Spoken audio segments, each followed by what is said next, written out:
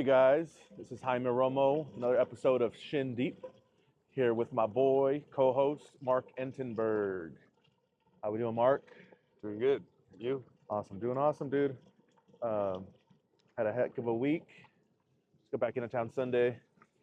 Had a good time out in New York doing photography for the GOAT, Jon Bones. It was a great time. How was it all week? How was the whole week? Yeah. Exhausting. It was very exhausting. I literally slept about 3-4 hours every single night. Doesn't help that the East Coast time is stupid. It's the dumbest thing ever. Yeah. No, I mean, it's amazing, like just how much it affects you when you get into your like 30s. Yeah. Like I remember like flying to different time zones was like nothing. Yeah. Like when I was younger, I was like, it's 2 hours, 1 hour. Now it's like it changes the whole fucking world. Yeah. Yeah. Yeah, no, absolutely. I think I was falling asleep like at 3-4 a.m. every day just because I usually go to sleep around midnight 1 here. Mm-hmm. And then just the events, it's crazy that the UFC main card started at 10 p.m. 10 p.m. East Coast time, and we have a Oh, that's late. Yeah. yeah, Because it was what? Yeah, it was 8 8 here. Yeah, things I don't really think about. But yeah, it was a good time. What was the best part about it? Best part, oh, so many good things. Um, Reminds me of that part in 40-Year-Old Virgin where he's like, "Oh, so many stories are coming through my head right now." Yeah, so many things. he's talking about like the go ahead. Sorry. Yeah, no, you're good. I think, I mean, it's hard to beat being in the locker room before the fight. It's literally not everyone gets to do that. Some of the like UFC video and photographer guys don't even go in there just because some of the fighters are specific on who they want around. So that was pretty incredible seeing like the whole process, like literally get there and just all of the emotions and the warm up. I've been in locker rooms before. Yeah. I've cornered Maurice plenty of times, but Shout out to Maurice. yeah, shout out Maurice Greene on the dub. Yes, we'll get to that. Yeah, though, we'll talk about that soon. But yeah, it was, I think that just being around that environment, knowing what's at stake, and every now and then it would hit me like the whole world is about to watch this, which is it's just crazy. Like the world is watching this, and I'm involved and part of this. It's crazy. Cool. Yeah, man. President of the United States was there, which is kind of crazy. Shout out Donnie Trump. But yeah, which kind of made it good and bad. Secret Service was all over the place. Just Secret Service. No, it limited where we can go, like where I could walk. So yeah, it was cool though. It was an incredible experience. But yeah, definitely that. Just saying. So you think it was better in the locker room before than the win after? Because there had to be a bit of certainty. Like, I mean, obviously, you guys like he was going to win. Like, I'm not taking that away from him. I'm saying like he is the greatest of all time. Yeah. And like obviously it's fighting. Anything can happen. For sure. Like sure, Stipe 100% could have had an upset, but yeah, I feel like Jon is a very certain guy. Yeah. In the sense of like he's going in there and he's going to win. Yeah. And No. I feel like that has to stem to you guys as well. Absolutely. Yeah. His confidence is super contagious. Like the way he talks about his performance and what he's going to do. I don't know if I've seen many people on this planet that believe it as much as he does. Like there's literally zero doubt when he's saying that he's going to win or he's going to dominate or he's going to do this, and it's contagious. Like, and you also, how do I say it? There's no doubts really, but when you start thinking of like there's always a shot. It's still fighting. Yeah, it's still fighting. It's still fighting. You try being in that environment, you just don't like accept that. Right. For sure. From a fan's perspective. Yeah. For sure, like you see it and it's possible, but when you're part of the team, it's like something that you don't let penetrate your mind, because the energy I feel kind of radiates from the team also, and you don't want to project that obviously, and I think that's why he chooses who he chooses to be around, because he knows the people that have that, unwavering belief in the process and the work we put in and all that. And you're a super humble dude, and like, but in my perspective, I think one of the coolest things about you, like being on that trip, wasn't just obviously like your presence in it, but I mean, you were selected to tell the story through photos. Yeah. You know what I mean? Kind of like we talked about in the first episode, but like, obviously you could write the story, you can film the story in video, but like telling the moments in photos throughout the week, and you could really, I think that's a talent in of itself of being able, like you could feel the vibe from the photos. Granted, like obviously I know Jordan, I know you, I know some of the guys who were there, so like I know that like the vibe around you guys, but you could just tell the vibe from the photos and the story that was happening. You know, like it was real. That. Yeah, dude. Yeah, that means a lot. It's always like you never know, like or I never know 100% like how it's gonna be received. Like we talked about before. I was happy with what I was putting out. Yeah, dude. But it's just a different level. Like you think of the reach. Like I said, the whole world is watching this. For sure.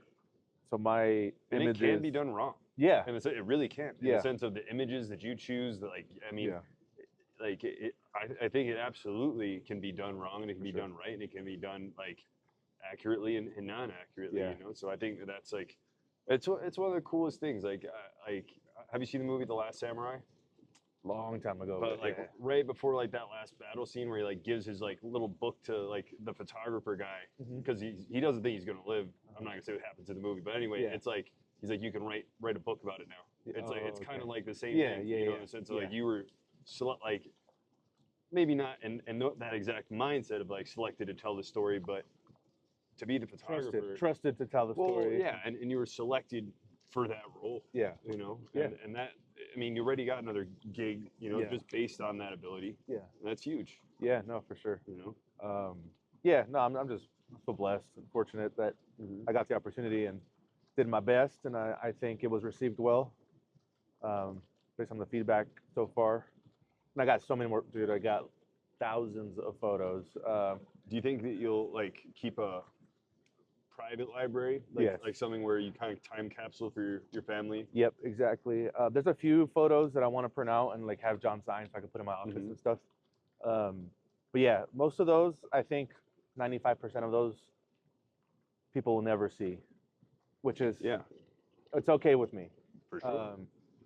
And that's one out of respect for John, like what he wants and doesn't want to share. That's kind of how we operate. I think that's why John and I's relationship works so well with photography specifically, is that I get everything cleared before it goes out. Yeah.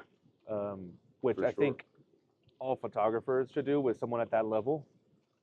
You should agree on what can be put out. Sometimes that's not the case.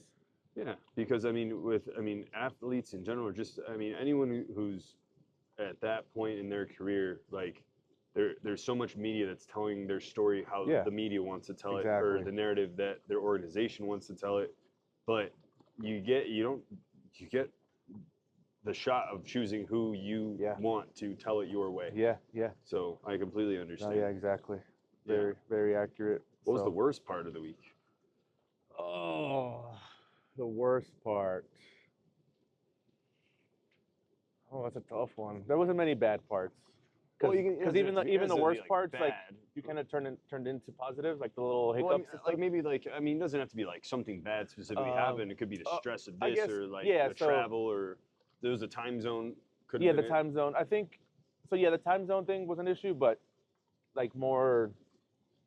We're gonna have to call Father Time to fix this. Yeah, I know, dude. Really, it was an issue. Well, that's a whole nother topic. The whole daylight savings. But anyway, the worst thing I think that I could say was the crowds with John. Okay. So not half the time, a good amount of the time, I had to like stop taking photos and turn into a security guard, which I'll do willingly, and I don't mind it at all. However, it just gets a little tiresome. Yeah. The amount of like. Well, you looked the part. Yeah, big old Mexican dude. I didn't say the second part. The second part I did not say. The first part I alluded to. Yeah, no, it's fine, and obviously I have a background in that kind of stuff. Yes. So it was no problem, but it just gets a little old and like more like mentally draining. Oh, I bet. Yeah. And John does so good with that kind of stuff. He does so good dealing with people. Like I would have slapped some people, how aggressive they were, like trying to get to him, and then towards the end of the week, you kind of see the same guys that are coming back, and then you kind of just like, all right, watch out for that guy because he's aggressive and all of that. But yeah, that was one of the not so cool parts, but at the same time, like that's part of it. He's a superstar. Yeah. And I don't mind doing it. It just gets exhausting. So yeah, the time, the food. I wish I could have eaten more different places. Were you eating mostly stuff like provided? No. Well, we had we ate on the corner like halal guys. You know halal guys? Yeah, of course. Yeah, halal guys. We literally ate that almost every night, just because we were done with things so late almost every day. By the time we got finished with like the day, it was like and you guys couldn't have eaten pizza. 1 a.m. There was no pizza spots around there. New York City? Like on the block. By the end of the day, you guys like, were staying in the 20-foot radius then. Yes. No, a block. Like if I could walk a block and find something, then I did. 1 block was at night. That was the distance you were willing to go. After a long day, there's like some of you guys are I had very to large. go back. I had to go back. Yeah, we all. The whole team was large. I don't know anyone. We ate good tiny breakfast every single day. So we ate good breakfast as a team. But yeah, I think everybody was just so drained by the end of the day. So we would all just go and get a quick meal and then call it. Well, I would have to edit, but everybody else would call it. I would start editing some more stuff. So I edited on the spot everything we did, which I think is huge for social media content. Yeah, is there how recent it is? Was there a tough kind of balance of focusing on being able to get it out in time, but also being in the moment? Do you think, or do you? I mean, like yeah, you know, there were times where like because there had to be some times where like I didn't even know where we were. Well, sometimes. that and also like you have the camera, but you might be listening to a conversation and like it just you. But like that's something that I feel like I would struggle with. Of like, is this something I should take pictures of? Is this something, you know what I mean? Like I feel like that's probably something that you acquire along the way. So yeah, there was times like that, but most of the time, so what I would do is I would switch memory cards. So whatever I'm editing, I plug it in. I did it most of it on my phone. I have Lightroom on my phone, and I just cranked it out on there. But yeah, I would switch SD cards and then keep shooting. So if something would come up, I would just shoot and then go back to editing. So like that photo, I think is probably like my photo of the trip. My favorite is the one of John's shadow. So I was editing at that point. That's a perfect example. We were on the way to one of the conferences, and then I looked over, and it was dark in there. Charles Oliveira was sitting behind. It's so cool, just like Charles Oliveira was sitting there, and then John was over here, and some media people up front. And I just look over, and I saw his shadow because all the lights were off. That's cool. And in my mind, it wasn't one of those like, I'm gonna get this shot, it's gonna be sick. It was like, let me just capture this for memories. It might come out cool. I literally just stuck my camera out, hit it a couple times, didn't even look at it.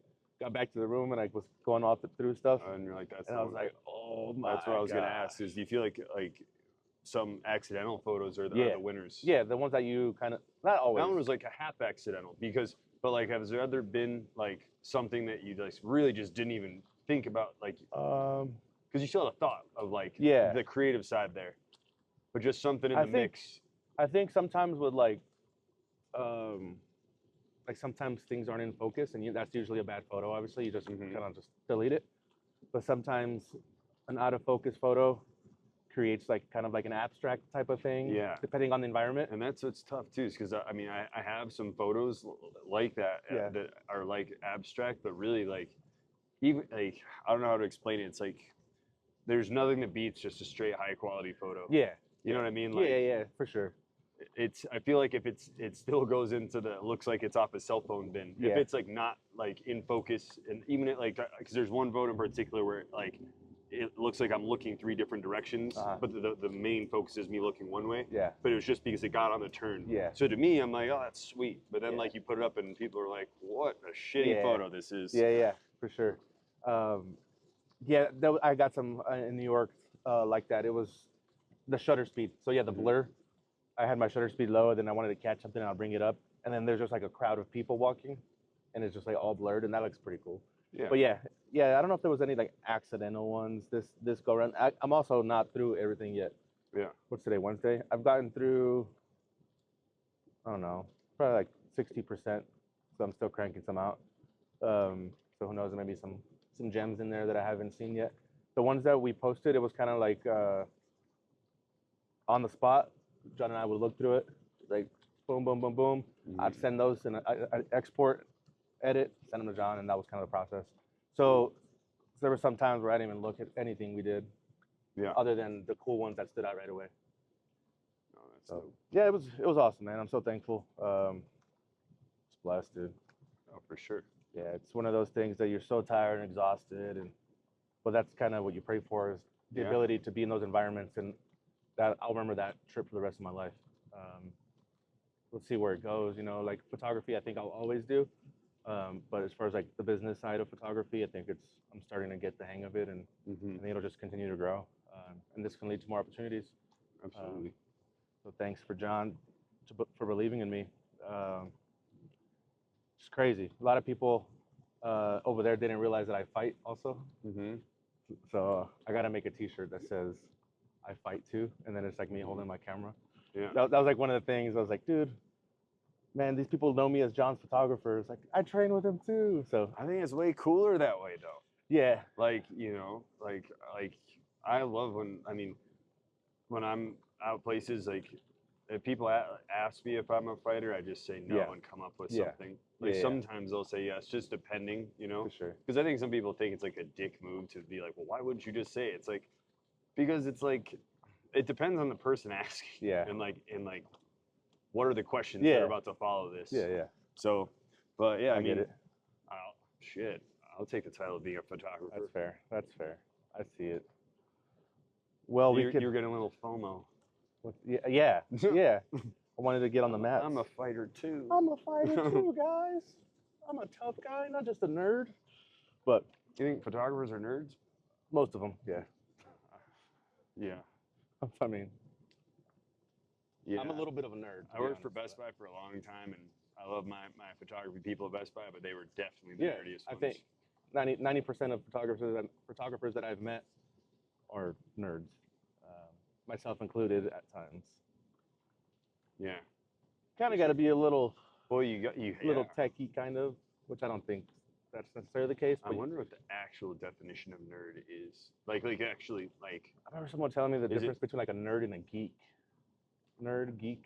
I feel like a nerd is somebody that's just obsessively studious about something. You know? Yeah. Like, versus a geek is just kind of like into weird shit. Like a variety of weird shit. It's like a geek. Is it an appearance? Like I've legit used nerd to characterize myself in a positive light. I've never been like, I'm a geek. Yeah. In a positive way. I feel like geek's more of a diss for sure. Oh, 100%. I mean, I'll say all the time, like when I talk about like Lord of the Rings or Harry Potter or movies or like anything, like like I nerd out hard over those. Yeah. But I hear people say like they geek out too. But even that, reference to them being fucked up on drugs. True. So geeking. Yeah. But yeah, I'll take nerd over being geek. But that's awesome, man. I don't mind it. I don't mind it most of the time. Most of the time. Maurice though. Yes, dude. That was like solid. Yeah, and that was a good call on your part on getting out on Wednesday. Yeah. Because I knew it was a super busy week, and you're right that like it just made it that much better to get his testimony out before he went and did his thing in the way he did it. You know? Because it was just exactly how he said it. Yeah. You know, game plan executed, stuck to, result done. Yeah. No, dude, I'm so proud of him. He looked incredible. Yeah, dude. I mean, everything. His boxing. Yeah. His clinch work. Yeah. I mean, bare knuckle's like a thing, but like, I mean, I have no experience and I have no way to speak on bare knuckle MMA. That is a whole other beast. Yeah. You know, so it's like, and he handled it like, I mean, like it was nothing. You know, and like, it's just so, like, I think both of those guys, you know, just having their vision so clear and certain and just speaking it into reality and then watching it happen is, I mean, like, that's beautiful. Yeah, dude, it's freaking sick. And I mean, you got to be in the training room the whole time with them too. Yeah, leading up to it, it was cool, man. It's so cool to see, and obviously, they're my teammates and friends, so I'm so proud of them. But objectively, they looked solid. Mo's jab was ridiculous. Dude. Yeah, ridiculous. Dude. Yeah, I mean, that was just. I think like for both of them, the thing that made it so hard is, I mean, obviously like Jon being the GOAT, Mo just being a phenomenal fighter. Mm-hmm. But not only is it fighting, it's also heavyweight fighting. Yeah. In the sense of like that's where the most risk is, and that's where like the most vicious shit happens. Yeah. You know, so it's like seeing them both come out with like such great victories, finishes, and be relatively unscathed. Yeah. Yeah. Is like couldn't pray for a better result than that. Yeah. You know. Yeah. No, they looked healthy. They, I bet Mo appreciates that day that he was talking to us about, where he got surprised with those rounds. Yeah. You know. Oh it pays off. Yeah. I don't know if he got into detail about it. Did he get into detail about it? He did. Yeah. He just said rounds. Are you talking about in the show, or are you talking about like in the with show? us? In the show. In our. No. Okay. I don't think he. No. That was just us sitting there talking. I'm sure he'd be cool with me kind of talking about it. So, Jon was doing his thing, doing his his camp stuff, and then he calls Maurice over and said, "Hey, come over here. It's your turn." Mm-hmm. And Mo was like, I had held mids for him that day. I held mids. He hit the bag, and he was just thinking it's gonna be just a chill day because everyone was kind of. He had the structured plan. Yeah, and everyone was honed in on Jon's stuff, which is fine. It's his team, you know. So Mo was just like, whatever, I hit some mids, hit the bag, and then Jon says, "Hey, it's your turn." So Mo gets in the cage, and it's like a hit workout essentially. Yeah. Simulation. And it looks like a hard ass simulation. Yeah. That wasn't. Yeah. Definitely wasn't the it's not typical cardio it's not kickboxing typical, fight gone bad 5 rounds. No. It's brutal. It's brutal. Yeah. So he got thrown into it, doing a brutal workout when he wasn't expecting it. But I think that was super healthy for him, just to flip that switch. Because that's essentially when you're going into a fight, right? You flip the switch. You kind of just you have to focus in, especially with his kid. When his kid was there, he had a lot of potential distractions and had to focus in. So I think this day of practice kind of helped him reignite that, in the camp. And he went in, man. I had probably never seen him throw elbows as hard as he was throwing that day. And it was cool because the whole team was surrounding the cage. Man, I don't know if I think someone may have video of it, but there was probably like 15 to 20 guys around the cage as Mo was hitting the bag, doing ground and pound, and everybody just yelling on top of their lungs. Like, let's go, I remember the video. Yeah. And it was chills, man. It was really chills. So yeah, to see how well he did, and hopefully, that was a little piece of his energy, Yeah, and I think one other like similarity to draw between the two is that in the best of ways, they both viewed it as this could be the last one. Mm-hmm. And I mean, Jon with the possibility. I mean, even though he talked about in the presser about possibilities after, he still said that he wasn't gonna he felt it was just disrespectful, just like look past Stipe as if he didn't have a giant challenge in front of him. And then like what we talked about with Mo is that, I mean, time is the essence. You just don't know, So like having that on your side too is just a completely different thing. Yeah. And I think that's where you really can like let go. Yeah. It's like there's nothing after this. Yeah. Just be this. free. It's just this. Leave it all out there, right? Yeah. Exactly. They definitely demonstrated that. And I'm just happy for Mo. I was in the hotel room watching the fight. Mm-hmm. Me, Jordan, and our homie Tule. And was that the same night as Tyson? Yep. Yeah, so we were watching that for a little bit, and then we switched it over. Yep. Which I don't even want to talk about that because that was sad. I'm a big Mike Tyson fan. But yeah, he comes out, he does his thing. We're literally yelling, "Let's go!" We got so hyped for Maurice. Just because, and we also we knew he was coming back from that loss. Just the journey he took to get to there, and then just dominate essentially. Yeah, in Chase's hometown. Yeah. Like being the conqueror. Yeah. Yeah, and Chase is tough, man. Mo was cracking him with some stuff for a good while. Oh yeah, for sure. And Chase has been around the block too. So similar journeys, but I mean, in that moment, it was Mo's dream that prevailed. He stuck to the plan. Yeah, Mo mentioned something to me that Chase's record after the UFC, I don't know how accurate this is, but was 14-1. No, it is better, for sure. 14-1, and then 14-2 now. Mm-hmm. And I could be wrong on this too, but I'm pretty sure that Chase also had some short notice ones in the UFC. Oh, okay. Yeah. In between that? Like after that, I'm sorry. Because he had 2 runs in the UFC, I think. Did he? Okay. I'm pretty I remember him sure. being in the UFC, but I didn't keep up with him a whole lot. I think he had 2 runs. I could be wrong. Yeah.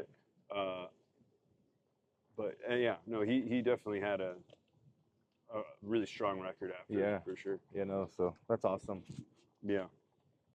I mean, you brought it up. You can't just avoid Tyson now.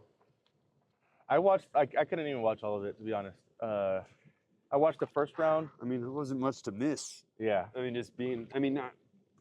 I mean, take it however you want. I mean, it just. I mean, he didn't finish Tyson, which is still impressive. But I don't think he tried to finish Tyson. That's true. And like, also. I mean, and he may have, and I also kind of. I mean, I guess it really depends on when that decision was made. If it was made in the fight, I really do actually respect that. Yeah. When if he actually like recognized like, all right, this isn't really how I thought this was gonna go, and I'm not gonna hurt this dude. Yeah. That's one thing. I mean, if it was something that was like decided before, that's just some shitty shit. Yeah. But either way, like I'm glad that Tyson didn't get hurt. But it's just, I think Joe Rogan said it the best, because I mean, I was thinking the exact same thing. Is that it's like they get us like believe magic is gonna happen, Dude. and it's like I was the same. Like I remember like I was like, dude, Ben Askren is about to beat the shit out of Jake Paul. I said that. Tyron Woodley's about to beat the shit. I said that with Woodley. And I was like, dude. I was just like, man. I mean, I was like, Silva is for sure. Yeah. That is when I was just like, yeah, that one. Too. After that one, I was like, dude. And at this point, like everyone that wants to see Jake Paul just get like bulldozed, it's not gonna happen, because the guy's actually built a skill set in the past, I don't know what, 5+ years. Yeah, he's solid. I mean, like, I'm not saying he's gonna make it up the rankings, but at the same time, like that, what you hope, essentially what Askren looked like in fight 1 is what I feel like people want Jake Paul to look like in fights with other people. Like just get completely ragdolled, like, yeah, you know, no, like it's too late for that for sure. Oh yeah, it's not gonna happen now. Yeah. Like in a sense, I mean, and I mean, at the end of the day, the guy trains all the time. Yeah. And like he trains with the best coaches and like his great sparring partners. Like it's like the guy is doing it right. Yeah. You know, like regardless of like the tactics behind it or anything other than that, it's like, yeah. I mean, to be honest, I don't even like when he fought Silva, I wanted to see Silva beat him because I love Silva. Yeah, me you know, too. like in the beginning with Askren, I was like, all right, like I want to see like an MMA fighter just beat this dude's ass. Yeah. But like now, it's like I could care less if he wins or loses. You know, like it's like he's kind of earned the respect of the. I mean, yeah, dude. Like he still like could have gotten fighter. Embarrassed for like the past 3. I mean, that's a lot of people to fight in front of. Like, I mean, and a lot of them are like loses. You know, like they're because everyone's like, oh, he needs to fight a real fighter and this and that. It's like, I mean, you have to think about it. It's almost like they cancel each other out, because it's like on one hand, it's like, yeah, he could fight a real fighter in the sense of someone that's trained their whole life, but and is still active and, you know, like in the rankings and all that. But it's like this guy's been training for 5 years. So it's like if he's training for 5 years and you have someone that's way up here, but they're older and like not in their prime, it's like it kind of cancels out. Yeah. You know what I mean? It's like, I mean, I think it's wild that he calls out people like Canelo, and I think that it's because he knows that those fights will never happen. Yeah. You know? Publicity. And I think like, yeah, so, but yeah, dude. I mean, honestly, I'm surprised that Floyd hasn't jumped in on this yet. You know, like, I mean, I feel like the king of these exhibition things is Floyd, in the sense of like money making. He would do it. Yeah. And he would find a way. Like they're both like very smart with contracts, both very good at making money and marketing. And like, I mean, Floyd has done a bunch of like behind closed doors fights, like for millions of dollars in Asia. I don't know if he's done a bunch of those like those exact stipulations, but I know he had one where it was like an exhibition, closed doors, millions of dollars, like, you know, wild. And it's like, I mean, Jake would be huge compared to him. You know what I mean? Yeah. And like, I mean, I think that Floyd would just stay in. I mean, I'm trying to think. Wait. Well, did Logan fight Floyd? What's that? Did Logan fight Floyd? Yeah. Yes, he did. He did. Yeah, and remember, like Floyd just chilled. Yeah. You know. I think that's what we can expect. He's just gonna coast through. Mm-hmm. I don't know if he's. I just wonder if there's gonna be a day like where that like somebody's just gonna go out the window with that and just be like, you know what, fuck it. Yeah. I don't care about these mills. I'm about to knock him out. Send it. Yeah, I mean, all I know is like that that knockout, that second one with Woodley where he knocked him out. That was like one of the most vicious, Yeah. like It was an bodies overhand right. dropping. Oh, He dude, was the right. I think it's crazy is when people are like, oh, it was staged. It's like, dude, like, I mean, I've done a low level amount of stunts, but it's like to be able to time that at that time so perfectly. Tyron Woodley would have had to be one of the greatest stunt people of all time. Like it. No, like, it was like, oh, did you see him do this? clean. It's like that's just called a shitty feint. Yeah. Like, you know, like it's not a signal.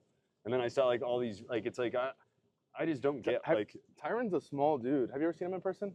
No, I haven't. No, I haven't seen him. Like when I seen him on. Well, he's not tall. No, he's a lot smaller than I imagined compared to what he looked like on on TV. But yeah, if Jake is as big as he is, like if you get hit by someone that much bigger than you, I think it's legit. Yeah. Yeah, there's no for doubt sure about it. Like he went at first, honestly, I thought it was like fake because in my mind, I'm like, man, Tyron Woodley is legit. He can fight. And but that's what I wanted. And then I just kind of started like really looking into it. And then also even looking at the perspective of, I don't know if Tyron would even be willing to do that, like sacrifice his pride to just take a fall. Oh no, I don't think that anyone has like just taken a fall. Like I mean, I think they've all been legit to a point. Like I mean, there's all this stipulation about like in all these videos that I don't really believe. Like I saw one that was like, oh, in the contract it said Tyson couldn't throw uppercuts. It's like, dude, where the fuck is the contract then? Yeah. And how are you this random person? Like, where did you obtain this information? Yeah. You know, like, and it's that's like such a random thing. Like what? Yeah, I mean, so it's just like weird shit, you know. And then like people will slow down the videos and essentially just be like, oh look, he pulled the punch here. Like, see, it's rigged. It's like, I mean, most of the time it's people that have never fought before trying to break these things down. For sure. Did you see? Because Darren Till's about to fight Tommy Fury. I didn't know that. Yeah, they did the presser yesterday, and it was so weird, dude. Like, I don't even want to. It wasn't like cringy. It was just strange. He was just like, if I can't beat you, I'm gonna kick you in the head, like in there. And Darren Till said that. Yeah, and it's just like, and then he's like kind of like promoting MMA, and like it's like, and KSI I think was laughing his ass off because it was just like, because Darren's got that like Liverpool accent, and it just sounds pretty fucking funny, but it's like. At the same time, it's like, what the fuck are you talking about, dude? For sure. Yeah. Like, I'll have to look into that one. I didn't even know Darren Till was still around. I thought he was kind of disappeared. But yeah, because he randomly left the UFC, and then he was so good too for a while. He was so dominant. But he was so young, and then he fought a guy like Tyron, you know, and like I mean, I thought like I mean he could have I mean he definitely could have been champ, you know, and I mean. Like when I met him when I worked at the PI, he was super nice guy, like super, like I didn't spend a ton of time with him, but just like there's some people that you meet immediately and you're like, this person's a fucking. But then there's some people that like you can tell are actually like good people. Yeah. You know, and I think that. So he seems pretty genuine, Darren. Yeah, he was super nice. The fights before the Tyson fight were sick. The welterweight WBC fight. There was a draw, which I scored it differently. I did not have it as a draw. And then the Serrano fight. I didn't watch them. Yeah, I think I was like dude, yeah. Yeah, Gladiator too. I'm stoked for it. I think like I find it just so funny. I've seen all those articles about like historians being like, this isn't right. And it's like, dude, because of Denzel? No, not just Denzel. Like, I mean, I don't even think Denzel's. Well, the thing that's funny about Denzel is that he chose to do like his normal accent. That people rip it on like for that, but it's still Denzel from Training Day for sure. He's like my man, like right after the dude wins, But guy wrote an article. He's like, there was never rhinoceroses in the. They were never been able to fill it up with water and put ships in there. It's like it looks like they could have, and they did. Yeah, why not? You know, like you it's can a movie, man. Who cares? Yeah, I mean, I'm looking so deep in it. But I mean, I heard Pedro Pascal kills it, and that's kind of how I knew that movie is gonna. I believe it's gonna be good. Because I think Pedro Pascal has the highest Rotten Tomato score out of any actor. Yeah, so it's like if that dude's gonna take a role. Yeah, no, he's dope. He's one of my favorites for sure. Yeah, for sure. I don't like the main actor. I don't know much about, but yeah, I thought it was when I first saw the trailer. I thought it was the guy that plays Malfoy in Harry Potter. That's what I thought it was. It looks kind of like him. Is it him? No, I don't think it's him though. I kind of just believe it's him now. Draco Malfoy. Yeah. Slytherin. Yeah, exactly. Yeah, no. I want to see it. I want to check it out. It looks really good. Usually, Yeah. I'm not a big fan of like Yeah. sequels so far apart. Uh-huh. Is it For sure. Yeah. Yeah, because you're talking about like Zoolander and Zoolander 2 and Yeah. like anything from like the younger age of us Yeah. to now. Yeah. Yeah. Because I can't think of one that's been done like well. I mean like Super Troopers didn't do Yeah. it. Zoolander didn't do it. Dumb and Dumber didn't do it. Because it's like I think that's because a lot of them are comedy. Yeah. So comedy doesn't transfer, but it's like when it's True. historic based, it's like you can really replicate that anytime. True. You know, but I think that for sure, like replicating comedy movies is just a recipe for either people not to laugh or get really offended. You for know, sure. like there's all that talk. There's always been talk about them like rebooting The Office. It's like that show would get canceled so fast, and people would be so offended. I mean, and it just wouldn't be. I mean, like the writers wouldn't have the same freedoms that they did back then. That you know, so it's like Yeah. I think, and then society changes. Obviously, like humor changes through the ages and stuff. Yeah, I don't think it'll be received as well with the younger generation. for sure. Like, it'll be made for like our generation, which, you know, isn't where the money's at. You know, they gotta. Well, As far as appeal to the younger generation. well, that what's his name? Ben David. What's his first name? You know what I'm talking about? He's like that investor idea. guy. Well, anyway, like, but he's this investor dude, and he does his podcast, and like I follow his page, but he was talking about how bad Disney fucked up. Like Disney lost like I think 51% of its stock last year, and it's because they just went this very agenda direction. Yeah. And the big mistake they made is that they think, and what he was saying is, and I'm not trying to quote him exactly, but that they almost made it as if the kids are the ones that control the remote. So they were like, we'll just fucking piss off all the parents and not care about but we'll do like the hip kid thing, and it did not pay off well. I mean, like 51% of your stock. Yeah, that's pretty wild. That's a fucking plummet. You know. So did you invest in Disney? Did I or would I? Did you? No. Okay. But would I? Would I? Yeah. Yes, because somebody's gonna fix it. Yeah. You know. Yeah, I think definitely. Like if anything, like now I may go invest in Disney. Yeah. This evening. Right now. Pause. And then I mean, because even, and I can't guarantee this is the plot, but that new Mufasa movie that's coming out, you saw that? No. So they're doing a live action Mufasa movie. It's like a completely new script, and it's like it looks like it's about Mufasa and Scar's brothers, and it's like Scar's like a good guy, and it's like why? Scar's a good guy? Well, they're kids, and it's like but he is a good guy. He has a different name in the movie, but it's like they're like little lions that grow up, but it's like they're essentially like trying to, from what it looks like, get you to feel bad for like this like extreme villain, and that's the thing that's like killed his brother for sure. But the thing is like that you're like, like I mean the preview's like, dude, fucking Mufasa took his place. I'd be pissed too. Like, so kill him.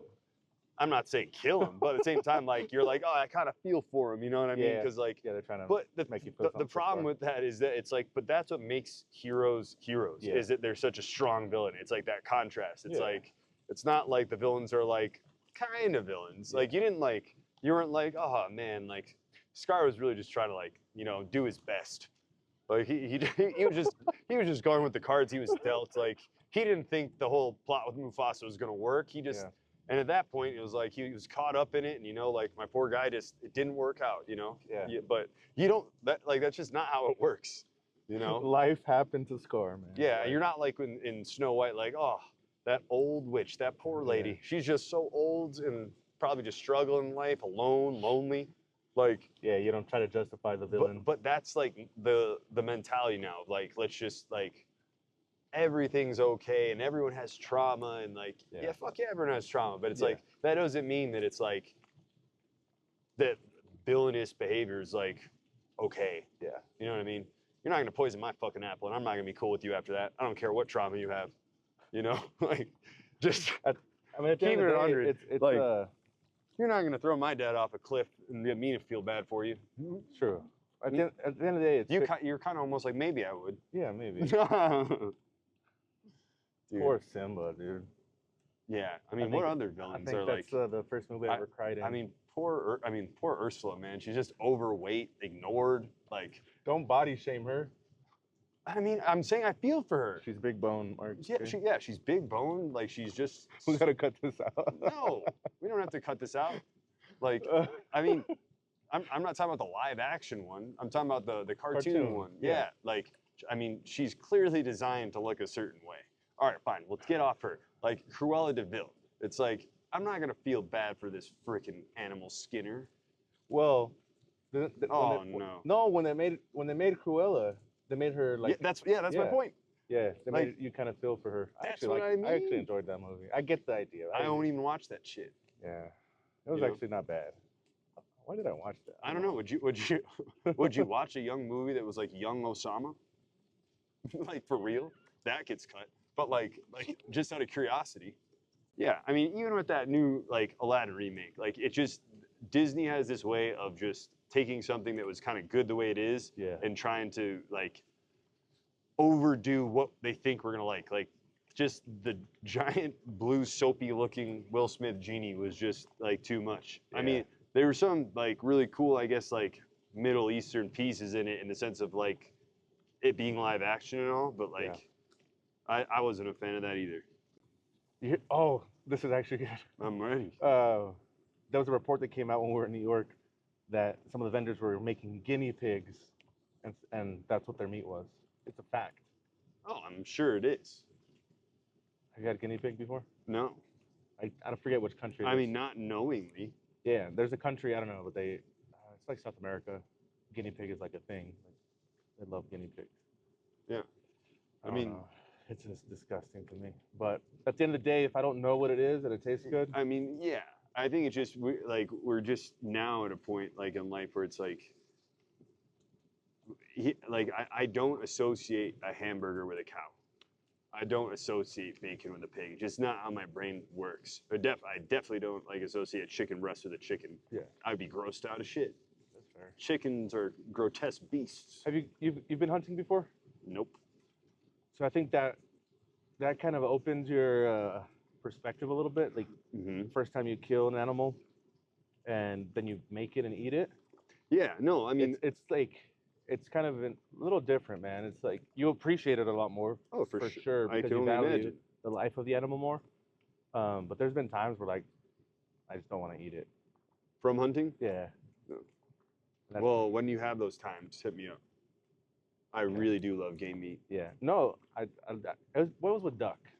I went duck hunting one time. That's the animal? I know. I don't know. I thought you were gonna say like a majestic, beautiful elk or something. No, elk tastes so good. Yeah, but it's like, I mean, I don't think I've never looked at a duck and been like, you poor sweet. I mean, did you kill one of like the little yellow ones? No, they were adult ducks. And you just shot it down out of the sky. I ate a couple, but then like it got to a point where I was just like, man, I just didn't have the appetite. It wasn't like a conscious decision. Like I don't want to eat I'm just picturing you eating duck all week, and then you're like day 5, like start crying. I can't do this anymore. Oh, the ducks, the poor ducks. Have you had duck? Fuck yeah, I've had duck. Like fancy duck, or like have you had like wild? I mean, I've had both. Like you mean game style or like or like restaurant? Yeah. For sure. Duck is super gamey. Well, it's super fatty, right? Yeah, it's like it's got that like grease to it. Yeah. But have you ever had frogs? No. What about bugs? I have had bugs. Same. I'm Mexican, bro. I'm not gonna say that. And if I did, it'd go in the tell-all and get cut out of this. If you go to like a Mexican store, like a carniceria, they have like candy, and then in the candy stuff, they have like little bugs sometimes in some of them. Yeah. Like I feel like this is a prank. Like you're gonna get me to go to one of these stores and be like, "Do you guys have bugs here?" No, it's like worms or like ants covered in chili powder. Gotta have I know what you're talking about. Yeah. No, I mean in Thailand, I've had like bags of crickets. Don't they have it in? Yeah, like you'll be at like a festival and they'll have like bags of different kind of bugs and They have them like on a stick, like a kebab. Is that in Thailand? I had a scorpion off a stick. Yeah. That shit was dusty, unenjoyable. It literally just tasted like old dust, like just not good, like not gross in the sense of like. What was it? Did it have like insides or was it like all dried? That's what I mean. It was just like dry. Like I felt like I just crushed it to powder, Yeah. you know. So Yeah, I wouldn't mind. I like to try like random foods. crocodile. I have not had crocodile. I've had that. They sell lion in Mexico somewhere. I don't know if I could do that, but I could not. that's crazy. To be honest, I couldn't do bear either. Like Bear? yeah, I know people like eat bear, but it's like I just couldn't. I don't know predator animals. I don't know why. Just like I feel like they'd be so gamey. Yeah. You know, They're like, just so muscular, like just tough. And I think just eating something that could eat you is just a weird feeling. You know, Kind of a flex. I guess. I think that's why people do it. It's just like the rush of like what this animal was when it was alive. I don't think they do it for the flavor. You really think that all people that eat bear are like No, like lion. Oh yeah, Like yeah. lion and like For sure. cheetahs and stuff. I think you're being way too nice in the sense of like maybe some people do think of it in that poetic, majestic way. You don't think so? But I think there's definitely just some dickheads that just like Let me try some lion. no, Yeah. well they're like they go trophy hunting and then they're like I'm gonna eat it too. Yeah. I'd rather if you're gonna hunt it, I'd rather you eat it. Of course. Yeah. Yeah. I think 100%. I'm not a fan of like just killing an animal just for the sake of killing an animal. No, that's what sociopaths do. There's a lot of sociopaths out there. Then Yeah, no, I'm not about it. I've heard of people going to like Africa and doing like those hunting safaris or whatever. Yeah. Now that I think about it, like this is kind of just rewinding the sociopath. Like, how do you think the phrase "there's only so many ways to skin a cat" came about? Like, who do you think that guy was? And you think anyone picked up on it? Like, wait, what the fuck did you just say? Like, you know what I mean? Like, Yeah, who skins like cats? Why were you skinning a the cat? first time that was said to someone, like when they were just having conversations about different way to do things, and he was just like, so I mean, there's only a few ways to skin a cat. Do you think the person was just like went with it? Was like, I guess there is only a few ways to skin a cat, or like he was like, wait. Dude, I've never thought about that. Like, there's some amazing tweets out there. Like I think the best one I ever had, and like I might be the only one that finds it so funny, but it just said the first horse ever, the first horse ever ridden, and it was just like dash with the like the quote symbols. It just said Yeah, well, the first horse ever ridden. Like just imagine like never happening before, and the dude just jumps on your back and saddles you. Such a random concept. But like, I mean, that was such a good tweet. Whoever thought about that? Sir, what are you doing, sir? Like just be chilling, eating, and then just feel this thing go on your back and swing, like, a rope in your mouth, and then just whipping, kicking you lightly on your sides and petting your mane. You're just like, so random, dude. But it's a great tweet. Yes. You know, I never had. Well, I had Twitter for like I didn't. Like 2 months, and I did it for sneaker releases. Were you ever into sneakers? Like not like you and my buddy Vic. Like not like that. Like I mean, I think there's like, if there was like a level, I'd say I'm like a level like 2 or 3. Okay. Like I remember like when NMDs were a big thing, I really liked like the NMD like prime knits and stuff like that. Yeah. But in terms of like collector Jordans and like drops like that, like Vic was here the other day, right? Yeah. Yeah, once I saw his sneakers, I already. Oh, knew. he is like the Like those sneakers, they weren't super popular. Like unless you were like into sneakers, the safaris. yeah.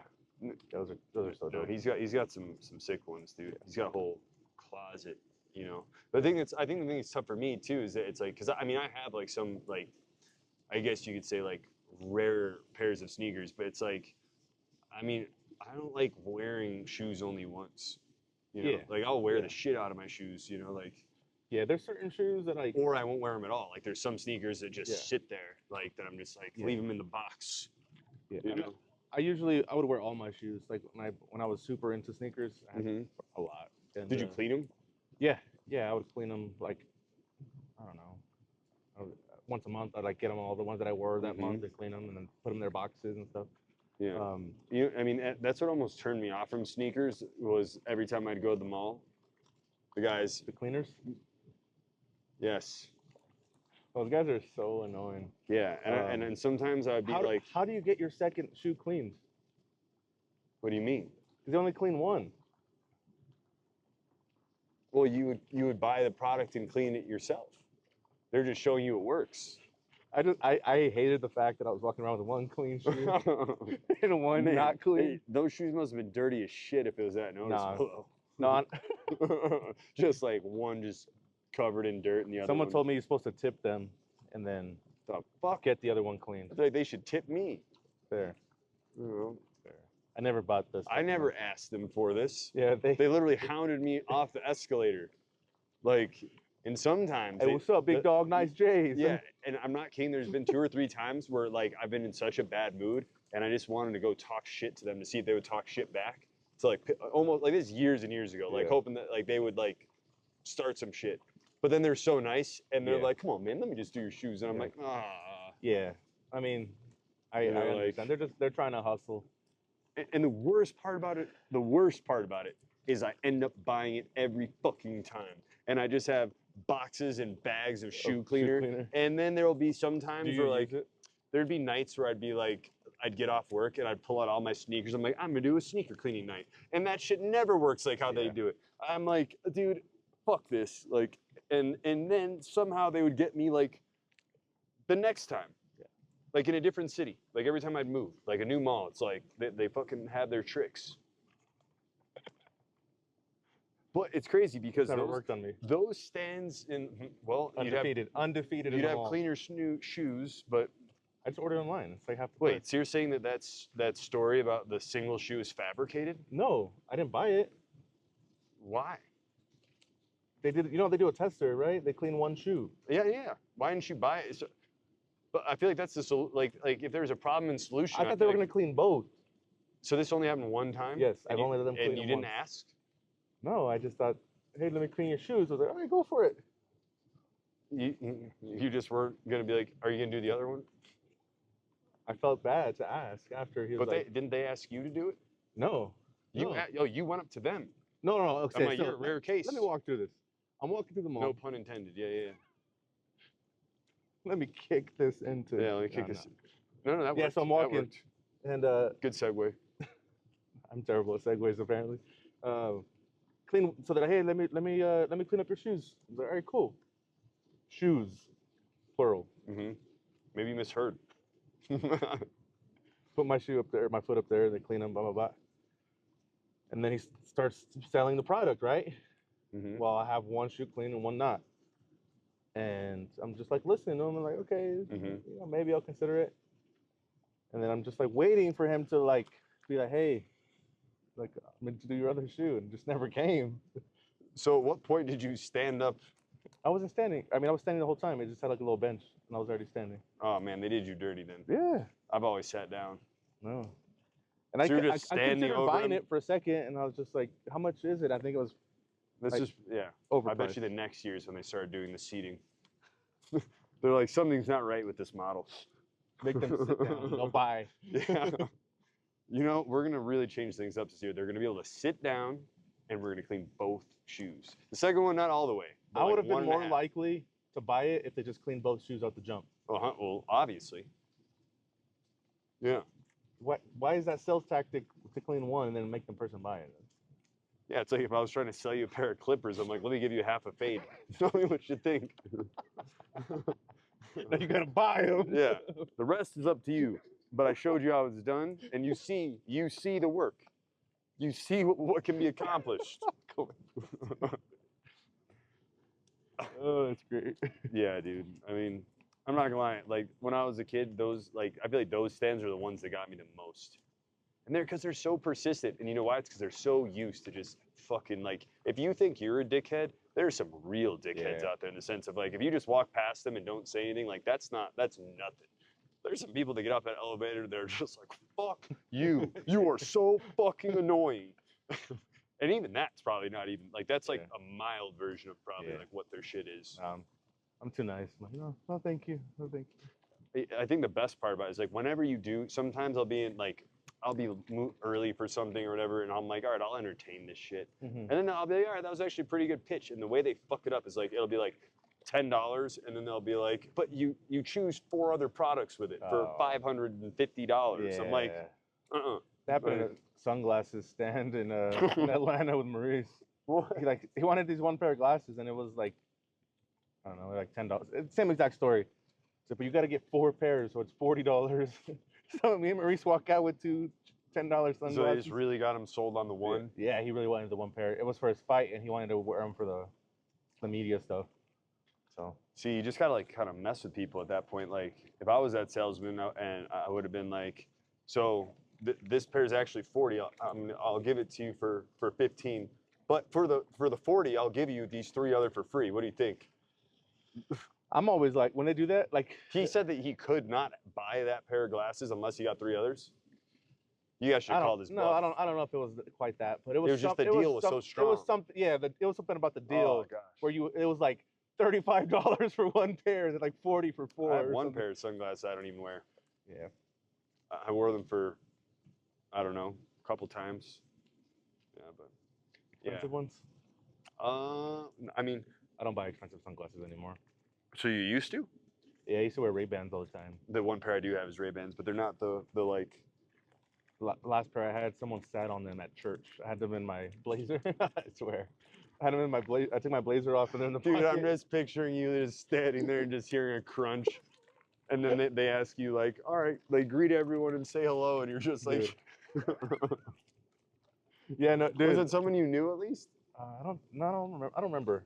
So That's I know it when was with somebody, but that's when this whole want to have a shirt that said "I can fight too" came from. Exactly. I need to make that shirt. They're just like, what this? It was a wholesome. It was a teddy lady. bear. It was a lady that sat on them. So I was a little bit more gracious. Did she apologize? No, because I didn't even notice it happened. It was in my blazer. Oh, I would have heard that crunch. And then she must have sat on them, and then we're leaving, put my blazer on, and I'm taking my sunglasses out, and they're just like crushed. Well, shit. Yeah. Yeah.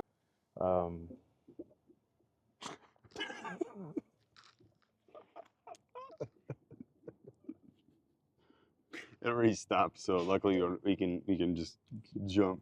Those things when you think you're out there doing, what you have to do to protect America in your eyes at the time, and your life is literally like falling apart.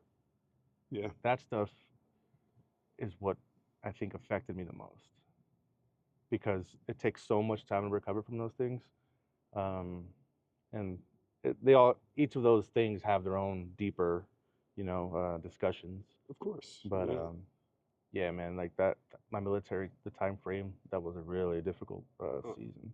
Oh yeah, I can't imagine. Like, but yeah, and like you said, those things are what really shaped your character. I used to be really into. Just reminded me of. I used to write a lot of stuff down when I was deployed, like my thoughts and stuff. And I wrote this thing one time, and actually, like a lot of people really liked it. Random people started sharing it, which was kind of weird at the time. It wasn't like it was like early Instagram days, but it was the hell that you endure become traits engraved to into your being, and then I said some other like positive stuff from it. But even to this day, like I was thinking so profound in those moments because that's all I was able to do. And I don't even think that's like I mean, I guess it's perspective. I mean, I think it's very true. Yeah. But I don't think it's necessarily negative. I think it just, like you said, like the hard times you go through stay with you forever. Yeah. And that's what shapes who you become, both positive and negative. Mm-hmm. Absolutely. I think the key, or a key, I guess, in my mind is like that decision and that choice to take those hard things and not take them and put it on other people, but try and protect them from them. Yeah. Which is hard, because it's really easy to, I think, kind of what we talked about earlier, like, is there's just this excuse now that like these things have happened in my life and this trauma, and like I'm not saying like of course that matters and there's a time and a place for it, but just like what you're saying, it's like that's what helped mold you into being a person, not stop you from becoming something. True. And not hinder you from, and not letting you hinder others into becoming, like you've done the opposite in a sense of that has become your character to uplift from, like there's that phrase like the best people are the people who come out of the fire carrying buckets of water. Yeah. No, very true. And I think that's like, I mean, a big thing about who you are. It's like, I mean, just how humbly you can talk about these experiences And because I mean, a lot of people can't relate. I've never, can't relate to a lot of those things and couldn't imagine what it'd be like. So I mean, that for some people, like that would make them like angry, like you have no idea like what it's like and blah blah blah. But you don't do it that way. Yeah. You've let it shape you a different kind of way. Yeah, no, absolutely. I appreciate you sharing that. Yeah, I think I just see people for people, like everyone has their path. And I've made a sheeple. Not Yeah. sheeple. I don't know if you heard me say it. I was like sheep. Um, yeah, I think just I don't know when, but at some point in my life, something switched where I just started seeing individuals as their journey. So no one is, in my mind, no one. I mean, wait, I'll caveat this. So there are evil people in the world, absolutely. And the reason I say that is because I think not everyone is entirely good and bad, generally speaking. Sure. And that's kind of how I began to view people is like you make mistakes and you grow from them. You do good things, and you then you impact good people positively, and sometimes you don't. Um, and I think that comes from just like experiencing life and being conscious of your actions. And like I've made plenty of mistakes. I've done some stuff I'm not proud of. Um, so maybe it's a coping mechanism, but maybe it's just being real with that we're humans, and that's how I see other people. So I never try to feel like I'm above anybody or below anybody. Um, generally, I try not to do that because I wouldn't want someone to do that to me. And it sounds super cliche, like the golden rule kind of thing, but No, I mean that's why it's the but golden rule. I really feel like that's ingrained in my mind, and I just want people to succeed overall. I want everyone to do well in life, and if I can help people in any way, then I try. Um, and I don't expect anything in return, and that's only because I've been let down so many times, and I think that turned into a positive. I've been let down so many times that I just don't expect things from people, but I don't look at it as you have to do it for me. I just look at it as you have life going on too. So maybe, or say an example would be I let someone borrow $100. I don't expect to get that back, just because if you're asking for me, then I understand that you're struggling. So if I can help, I can help. Right. That's just an example, but I just try to look at people as humans, and we're all on this journey together. And I would hope to be shown the same grace. Um, yeah. No, I think it's beautiful, man, and it's a really great perspective, and I think we need more people that share that same viewpoint. So something to be proud of for sure. Thanks, Mark. Yeah. Hey guys, thanks for tuning in to another episode of Shin Deep. I hope you enjoyed the talk. Kind of talked about me today a little bit and just random topics, some previous MMA fights, and just some current events. So I hope that you keep tuning in. We'll keep developing our content.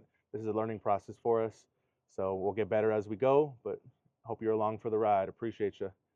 Thanks.